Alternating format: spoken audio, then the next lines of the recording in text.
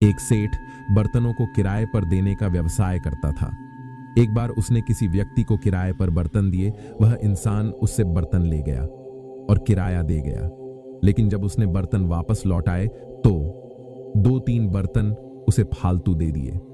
बर्तनों की अधिक संख्या देखकर सेठ ने पूछा, क्या बात है, तुमने ज्यादा बर्तन क्यों दिए हैं? सेठ की बात सुनकर उस आदमी ने कहा, आपने जो बर्तन दिए थे ये बर्तन उसकी संतानें हैं, इसलिए इन्हें भी आप संभाल लीजिए।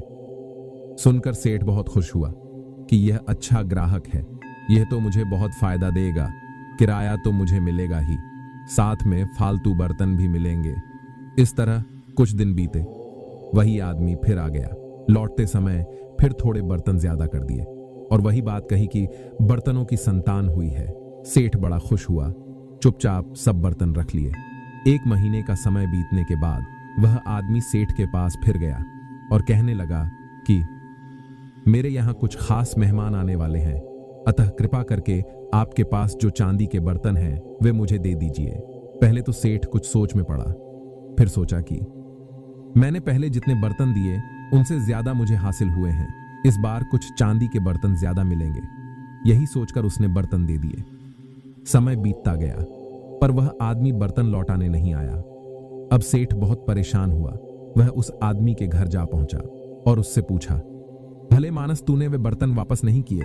वह आदमी बहुत ही मायूस सा होकर बोला, सेठ जी क्या करें, आपने जो चांदी के बर्तन दिए थे उनकी तो मौत हो गई।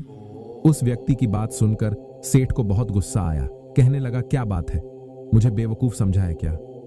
मैं तुझे अंदर करवा दूंगा, कभी बर्तनों की भी मौत होती है।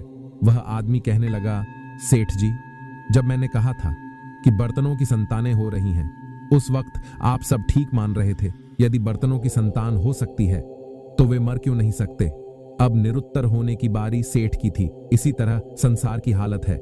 माया के पीछे इंसान इतना अंधा हो जाता है कि उसे कुछ समझ नहीं आता। भक्तजन हर कदम पर इंसान को चेतावनी देते हैं कि हे इंसान, तू जिन महात्माओं के, जिन संतजनों के वचनों को सुनता है, पढ़ता है, तू इनके ऊपर सत्य को जानकर दृढ़ भी हो जा। लालच में पड़कर सत्य का साथ न छोड़, नहीं तो बाद में पछताना ही पड़ेगा।